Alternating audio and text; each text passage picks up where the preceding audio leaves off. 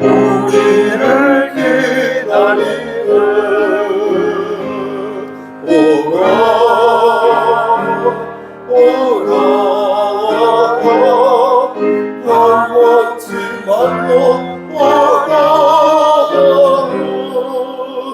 주님 찾으러 이르러라 주 예수 앞에 오라 간절히 오라고 부르실 때에 우리는 질체하려 주님의 은혜를 외하니 받고 모두를 채하려고 오라 오라 방황치 말고 오라 주님을 찾으러 이르러라 주 예수 앞에 오라 세월이 살같이 빠르게 지나 대박이 끝이 나고 사망의 그늘이 너와 내 앞에 울리며 가리우네 오라 오라 방황치 말고 오라 주님을 찾으러 이르러라 주 예수 앞에 오라 우리를 위하여 예비해 두신 영원한 집이 있어 죄만이 세상을 떠나게 될 때 영접해 주시겠네 오라 오라 방황치 말고 오라 주님을 찾으러 이르러라 주 예수 앞에 오라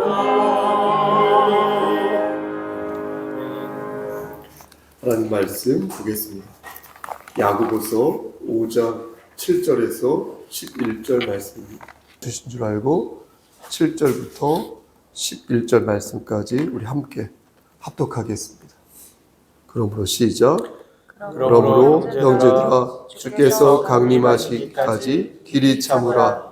보라 농부가 땅에서 나는 귀한 열매를 바라고 길이 참아 이른 비와 늦은 비를 기다리나니 너희도 길이 참고 마음을 굳건하게 하라. 주의 강림이 가까우니라. 형제들아 서로 원망하지 말라.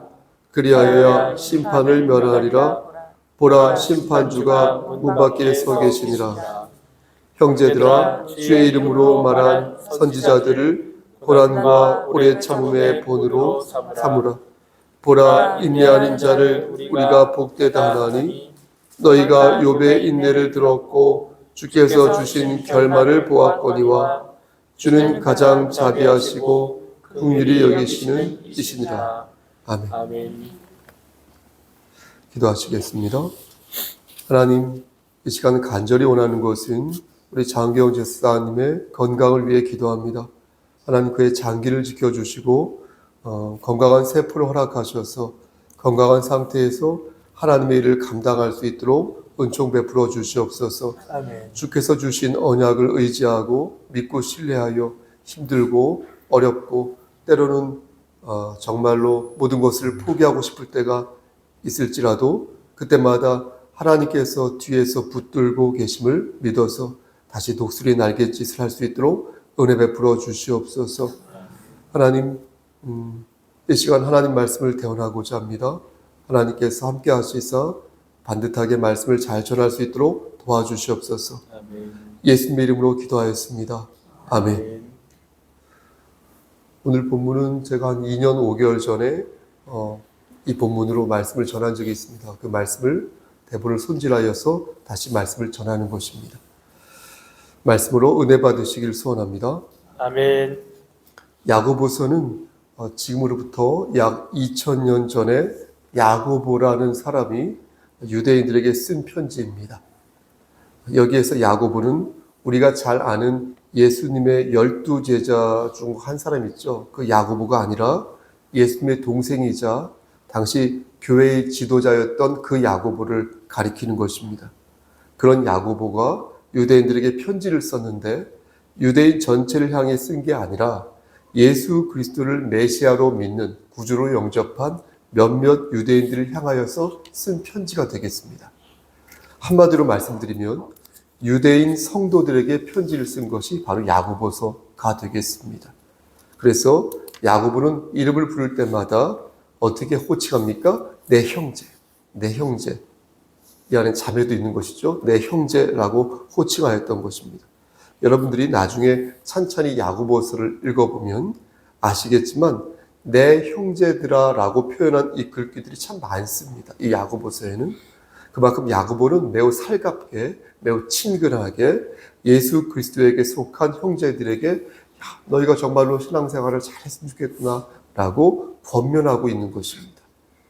제가 여러분들에게 이 대목을 강조하는 이유는 우리가 누군가를 권면할 때 기본적으로 그 밑바탕에 그를 사랑하는 마음이 반드시 있어야 한다는 것을 말씀드리고 싶어서입니다. 만약 그 사람을 위하는 마음이 없으면 그를 위해 기도 안 하겠죠. 그렇죠? 그를 위해 기도 자체를 하지 않을 거잖아요. 그렇기 때문에 기도가 없는 권면은 무용지물이라는 거죠. 잘했으면 좋겠어. 너 이랬으면 좋겠어. 널 위해 기도할게 라고 하지만 실제 기도 안 하면 문제고 또 그 마음의 진정성이 기도를 안 한다는 거예요. 기도 없이 권면한다는 것 자체가 거짓말이라는 거예요. 사실은. 모순이라는 것입니다.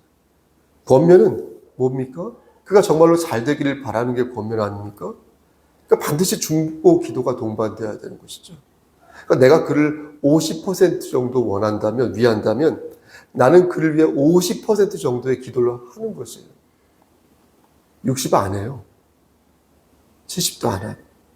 내가 그를 80 정도 위한다면 역시 80 정도 기도를 하게 되는 것입니다. 내가 그 사람과 얼마나 가까운지 알고 싶다면 따라서 그를 위해 내가 얼마나 기도를 하고 있는지를 스스로 물어보시면 되겠습니다. 기도할 때마다 떠오르는 얼굴이 있어요. 기도할 때마다 생각나는 기도 제목이 있어요. 성도들이 여러분들이 얘기를 하는데 제일 먼저 떠오르는 기도 제목들이 있다고요. 또 제일 먼저 떠오르는 얼굴들이 있다고요. 목사가 또 여러분들이 AI가 아니지 않습니까? 받은 순서대로 착착착착 되는 거 아니지 않습니까? 그러니까 그를 생각하는 나의 마음의 크기라는 것입니다. 하나님께서는 그런 우리의 마음을 보신다는 거예요. 하나님께서 그런 우리의 마음을 보신다는 거예요. 여러분 기도만 그렇게 했습니까? 찬양할 때도 그렇고요. 예, 어디에서 일할 때도 그렇지 않습니까? 누구와 대화할 때도 그렇지 않습니까? 또 누구와 뒤에서 뒷담화할 때도 그렇지 않습니까? 하나님께서는 우리가 누구에게 이렇게 경도되어 있는지, 어디에 이렇게 기울어져 있는지, 또 어떤 일을 이 소목사가 좀 더 집중하는지, 무엇을 지금 그 장로님이, 그 권사님이 간절히 원하고 있는지, 여러분들의 그 속속들의 마음을 보신다는 것입니다. 저는 말씀을 준비할 때도 하나님께서 저의 마음을 보신다라고 생각을 합니다. 당연히. 내가 어떤 마음으로 말씀을 준비하는지, 이 텍스트를 가지고 예전에 말씀을 전하였지만 다시 손질하고 그것을 작성한 과정에서 하나님께서 내 마음을 어떻게 보시는지를 생각하면서 작성한다는 거죠. 그러니까 진정성은 더욱더 진정성 있게, 열정은 더욱 열정이 넘치게 마음을 이끌어 주신다라고 저는 믿고 있는 것입니다. 그래서 저로서는 말씀을 준비하는 건 일종의 거울을 보는 행위라고 생각하는 것입니다. 아마 여러분들도 그럴 것입니다. 여러분들도. 야고보도 저와 여러분들처럼 그랬던 것 같습니다. 야고보는요, 형제가 진심으로 잘 살아주길 바랐습니다. 야고보가 형제들에게 왜 그렇게 사는 거냐라고 나무란 것도 참 많거든요. 야단친 것도.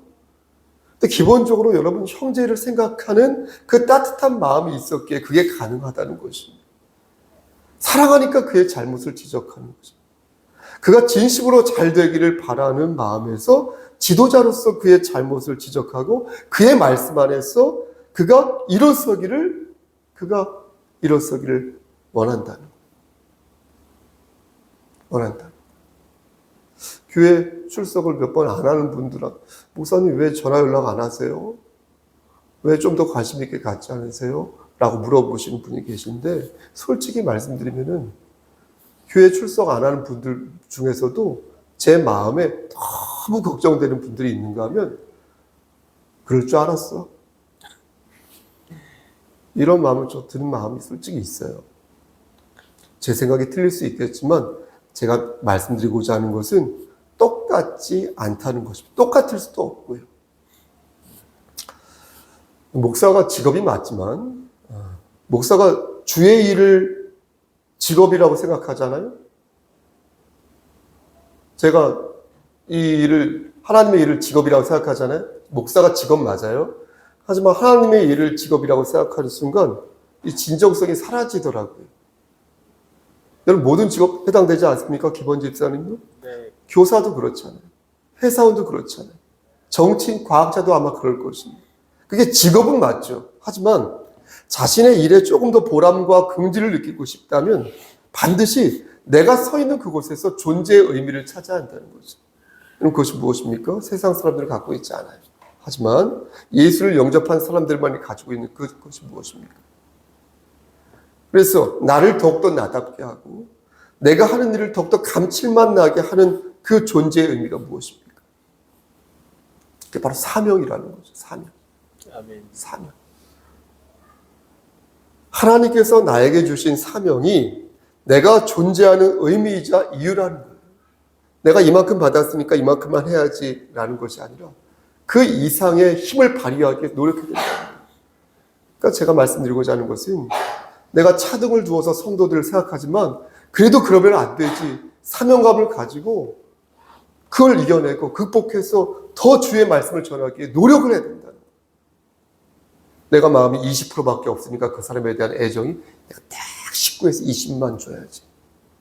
그렇게 가성비를 생각하고 효율성을 생각하는 것이 아니라 사명감을 가지고 희생하고 헌신하는 마음을 가져야 그게 직업 이상의 의미가 있다는 것입니다.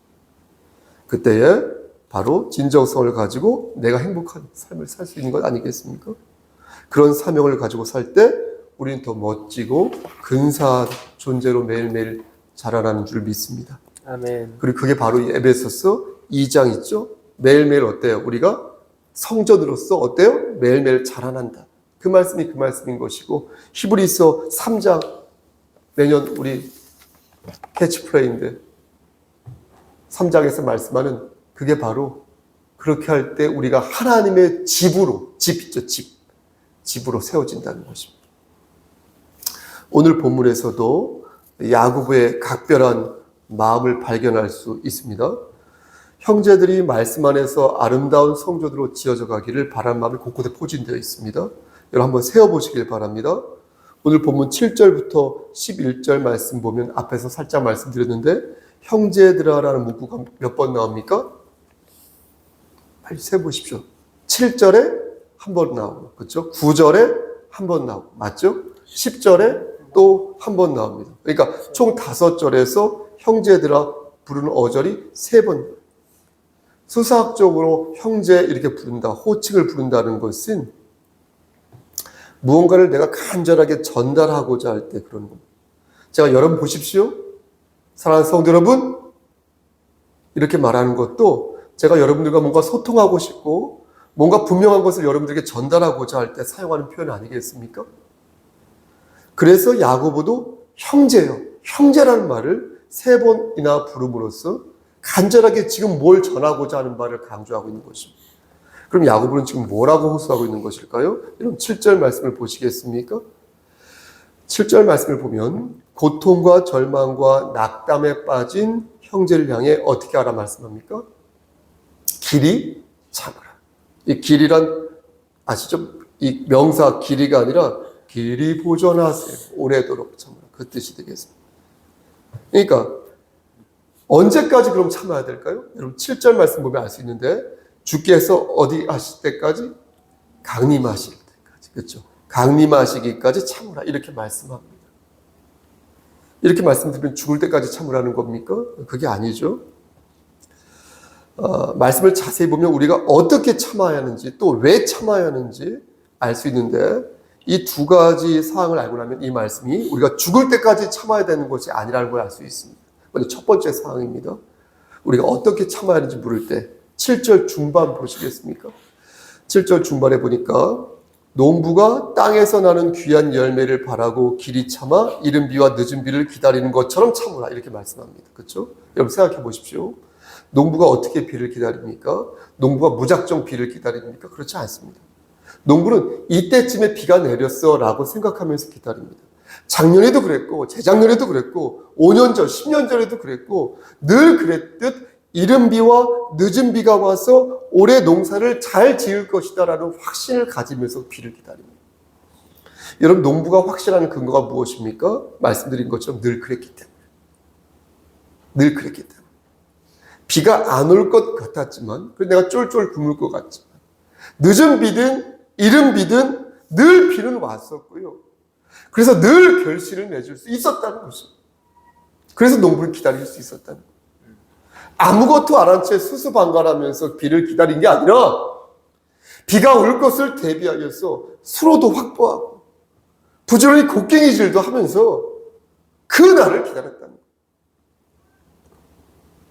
주님의 강림을 기다리실 때도 이렇게 기다리라는 거예요. 손을 놓고 아무것도 하지 않은 채 하늘만 바라보는 게 아니라 열심히 손과 발을 움직이면서 우리에게 주어진 그 생활을 이렇게 구가하며 가라는 것입니다. 그리고 얼굴에 울상을 지으면서 다 죽을 것처럼 말하지 말고 늘 그랬듯 하나님께서 늘 그랬듯 나를 일으켜 세워주심을 믿고 소망을 간직하며 살라는 것입니다. 아멘. 그래서 하나님을 믿는 사람은 하나님을 안 믿는 사람들보다 어떻게 살아야 돼? 역동적으로 살아야 돼. 멋있게 살아야 돼. 외관적인 걸 얘기하는 게 아닙니다. 겉만 중요한 거예요. 더 긍정적이며 더 건설적이며 더 멋있게 살아야 돼요. 이번에 두 번째 의미로의 기다림입니다. 첫 번째가 농부처럼 기다리라고 그랬죠. 두 번째는 왜 주의 강림을 기다리는 것인가 라는 점입니다. 네? 그 답이 8절 말씀에 나와 있습니다. 8절 말씀 우리 다시 한번 읽어보겠습니다. 준비되셨습니까? 너희도 시작. 너희도 길이 참고 마음을 굳건하게 하라. 주의 강림이 가까우니라. 우리말 성경을 보면 여러분 어떻게 되어 있습니까? 그냥 너희도 길이 참고 마음을 굳건하게 하라 이렇게 말씀하지만 이 원어 성경을 보면 중간에 가르 해가지고 왜냐하면이라는 단어가 있어요. 그러니까 길이 참고 마음을 굳건하게 하라. 왜냐하면 이렇게 주의 강림이 가까웠기 때문에 이렇게 기록되어 있어요. 이게 왜 중요하냐면 여러분 절망과 고통에 빠진 형제들이 주의 강림을 기다리는데 그 이유가 주님께서 오시면 그들의 문제를 말끔히 해결해 주실 것이기 때문이라는 거예요. 아멘. 그러니까 주의 강림은 단순히 우리가 참아야 하는 시간을 말하는 게 아니라 우리의 문제를 해결해 주는 만능키의 의미가 있다는 것이에요. 그래서 주께서 이 땅에 오시면 너희의 문제를 해결받을 것이니 그때까지 참으라는 것입니다. 억울한 점과 너의 고통을 풀어주시고 그렇게 약속하셨기에 우리 농부처럼 이른 비와 늦은 비를 기다릴 수 있다는 것입니다. 여러분, 주님께서 강림하실 때까지 그러므로 길이 참기를 바라겠습니다. 그러니까 주님께서 강림하는 날 저와 여러분의 그 슬픔과 고통은 모두 해결될 것입니다. 억울한 일 있어요. 두려운 일 있어요. 또 힘들고 고달픈 일이 있어요. 그 모든 것을 주님께서 한 번에 해결해 주실 것입니다. 그러니 하나님께서 명령하신 사명을 받들고 농부가 이른 비와 늦은 비를 기다리듯이 길이 참으시기를 간절히 소원합니다. 아멘. 9절 말씀 보겠습니다. 야고보는 두 가지 의미로의 기다림을 말한 뒤에 한 가지를 추가로 당부하는데 이걸 형식적으로 어떻게 할 수 있냐면 보십시오. 형제들아 라는 문구로 알 수 있습니다. 그러니까 야고보는 지금 내용을 새롭게 이렇게 전개할 때마다 형제들을 부르고 있어요. 형제들아, 성도님 이러면서 형제들아 그러면서 내용을 환기시키는 것을 보는데 7절에 보면 어떻습니까? 형제들아 라고 말했죠. 그리고 9절에도 형제들아 라고 말했죠. 그러면서 9절 말씀에 대한 예를 그러면서 10절에서 다시 형제들아 라고 말하면서 9절 말씀에 대한 예를 들고 있습니다. 독특한 것은 11절 말씀을 보면 보라 라는 말을 사용합니다. 보라, 그렇죠? 그러니까 9절 말씀에 관한 보라 하면서 예를 들고 있는 것입니다.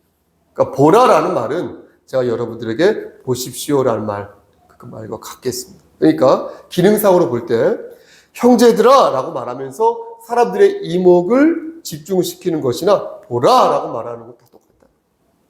그럼 야고보는 저들에게 뭘 말하고 싶었던 것일까요? 야고보가 전하고자 했던 것은 바로 무엇입니까? 뭐예요? 원망하지 말라. 원망하지 말라. 주의 이름으로 말한 숱한 선지자들이 고난을 겪을 때 그들은 원망하지 않고 오래 참았다는 것입니다. 그러니까 너희들도 참고 견디라는 것입니다. 그러면서 야고보는 11절 말씀에 욥의 인내를 말씀합니다. 욥은 고통 속에 처해 있었지만 하나님을 원망하지 않았고 이로써 하나님이 주신 결말을 만끽할 수 있었다라는 것입니다. 그런데 여기에서 한 가지 의문이 생깁니다. 정말 욥이 하나님을 원망하지 않았습니까? 욥기 3장 말씀을 보면 욥은 욥의 독백을 하는데요. 욥은 여기서 자신의 생일을 저주하거든요. 자기가 차라리 태어나지 않았으면 좋겠는데 이런 말을 하거든요. 그러면 끝으로 이렇게 독백을 정리하는데 26절 말씀 제가 읽어보면 나에게는 평온도 없어요. 나에게는 안일도 없어요. 나에게는 휴식도 없어요. 나에게 있는 것은 불안만이 있어요. 이렇게 얘기합니다. 자신의 삶에 좋은 것은 하나도 없다는 거예요. 권사님. 그럼 욥은 지금 원망을 하고 있는 것 아닙니까? 근데 욥은 하나님을 원망하지 않았다는 것입니다. 욥은 하나님을 끝까지 버리지 않았다는 것입니다. 하나님을 향한 신뢰의 끈을 끝까지 놓지 않았다는 것입니다. 다만 욥은 무엇을 했냐? 자신의 신세를 한탄한 것입니다. 가진 것을 다 잃고 자식도 죽고 병에 걸렸고 아내마저 자신을 떠나버렸잖아요. 차라리 그렇게 살 거면 죽어버리는 게 낫다. 이런 말을 했잖아요. 그러니까 어때요? 하나님을 원망하라고 했잖아요. 그러니까 어때요? 욥이 차라리 내가 태에서 죽어나오지 않았으면 좋았을 거다. 이렇게 탄식한 것입니다. 하지만 그것은 자신의 신세를 한탄한 것이지 하나님을 원망한 것이 아니라는 것입니다. 그럼 원망과 한탄의 차이가 무엇입니까? 그걸 어떻게 구별합니까? 집사님? 보십시오. 원망과 한탄은 문제의 원인을 어디에서 찾느냐에 따라 달라집니다. 하나님에게서 그 문제의 원인을 찾으면 그건 하나님을 향한 원망이 되는 것입니다. 하지만 그저 슬프고 그저 고통스럽고 그저 억울한 거라면 그것은 삶 자체에 대한 탄식인 것입니다. 이때 하나님께서는 이런 우리의 탄식을 들으시며 우리를 불쌍하게 여기시지 우리를 괘씸하다고 생각하지 않는다는 거예요. 광야에서 발광하던 유대인들 있죠. 그들은 문제의 원인을 누구한테 돌렸어요? 하나님에게 돌렸잖아요. 하나님에게 두었기에 하나님의 진노 아래 있었던 것입니다. 그러므로 우리는 아무리 삶이 우리를 너무나 힘들게 하여도 이 상황이 나를 너무나 궁지로 몰아도 그 원인을 하나님에게 두어서는 아니 될 것이다. 야고보는 서로 정죄하고 서로 원망하지 말라고 권면합니다. 고통과 근심에 처한 형제를 바라보면서 주님께서 오시는 그날의 모든 것을 해결해 주실 것이니 너희는 서로를 정죄하고 너희는 서로를 원망하지 말며 농부처럼 소망을 가지고 임박한 주의 강림을 기다리라고 말씀합니다. 그리고 욥이 그렇게 인내하였으니 욥의 고백을 기억하여 끝까지 하나님을 향한 신뢰를 포기하지 말라고 권면합니다. 그런데 11절 말씀 중간에 보면 우리말 성경에 나와 있지 않은 또 다른 하나의 단어가 보입니다. 그것은 앞에서도 말씀드렸지만 바로 왜냐하면이라는 단어를, 그러니까 왜냐하면 중간에 욥의 인내를 들었고 11절 말씀이에요. 욥의 인내를 들었고 주께서 주신 결말을 보았거니와 라는 말 다음에 왜냐하면이라는 단어가 들어있다는 거예요. 이렇게 되면 여러분 어떤지 아십니까? 11절 말씀의 의미가 더 풍성해지고 명료해집니다. 그러니까 욥이, 잘 들으십시오. 욥이 인내하여서 주께서 주신 행복한 결말을 욥이 맞이하게 되었다라는 게 아니라 주의 자비하심과 주의 긍휼하심으로 욥이 행복한 결말을 맞이하게 되었다는 거예요. 그래서 이 왜냐, 이 단어가 중요해요. 말씀 마치겠습니다. 사랑하는 우리 송석교회 성도 여러분, 지난 사흘 동안 여러분들은 어떤 삶을 살았습니까? 혹시 원망이 사무치거나 아니면 뼈마디가 쑤시거나 아니면 사방이 원수들로 우겨쌈을 당해서 앞이 캄캄하십니까? 저는 개인적으로 12월이 제일 힘듭니다. 제가 여러 번 말씀드려요. 12월이 힘든 이유는 다른 이유가 없이 그냥 몸이 힘들어요. 몸이 힘들고 마음도 힘들고. 근데 제가 왜 몸과 마음이 힘든가 곰곰이 생각해 보니까 제 욕망이 꽉 차 있는 날이 12월 달입니다. 뭔가 결실을 맺어야 된다는 강박관념도 있어요. 여러 가지 면에서. 아니면 저와 달리 여러분들 혹시 지난 사흘 동안 공항 활주로를 달리는 것처럼 아주 널찍하게 미래가 잘 보이셨습니까? 모든 게 태평하게 열매 맺으면서 잘. 집사님 웃으시는데 그렇게 사신 것 같은데. 아멘. 어떻게 사흘 동안 지내셨습니까? 귀 있는 자는 성령의 음성을 들으시길 바랍니다. 하나님께서는 오늘 말씀을 들어 저와 여러분들에게 이렇게 말씀하십니다. 너희는 길이 참고 마음을 굳건하게 하라. 주의 강림이 가까우니라. 그리고 너희를 괴롭히는 그를 정죄하지 마라. 그의 죄를 주님께서 물으실 것이니 너희는 선지자처럼 그날을 소망하며 참고 견뎌라. 여러분 힘들더라도 견디시기 바랍니다. 너무 힘들어서 견디기 힘든 것들은 하나님께서 대신 견디어 주실 것이니 여러분들은 견딜 수 있는 것만 견디시기를 바라겠습니다. 아멘. 그리고 선을 넘지 마시길 바라겠습니다. 아담과 하와가 금단의 열매를 먹은 것, 가인이 돌을 들어서 동생 아벨을 쳐 죽인 것, 하나님처럼 높아지고자 바벨탑을 사람들이 쌓은 것, 금송아지 앞에서 미친 듯이 사람들이 춤을 추고 아들을 제물로 바친 것, 그것처럼 그리스도인으로서 넘어서는 안 될 선을 넘지 마시기를 바라겠습니다. 하나님께서 우리 교회 공동체와 여러분과 저의 안녕을 끝까지 책임져 주시기를 주님의 이름 받들어 간절히 축원합니다. 아멘. 아멘. 기도하십니다. 하나님, 하나님께서 우리와 동행하심을 믿습니다. 아멘. 하나님, 우리와 끝까지 함께 하셔서 영생을 소유한 그리스도인답게 살아갈 수 있도록 우리에게 힘을 더하여 주시옵소서. 아멘. 예수 그리스도인 받들어 감사하며 기도드렸사옵나이다. 아멘. 이제는 우리를 죄에서 구속하여 주신 우리 구주 예수 그리스도의 은혜와 아버지 하나님의 만극하신 그 사랑하심과 성령 하나님의 교통하시고 인도하시는 모든 역사하심이 하나님 말씀 안에서 하나님 말씀을 묵상하며 남은 날들을 기쁨으로 적극적으로 풍요롭게 살기를 소원하는 여기 모인 성도와 그들의 가정과 이 재단과 이 나라 위에 하나님의 사랑하심이 세세토록 함께 계실지어다. 아멘. 아멘.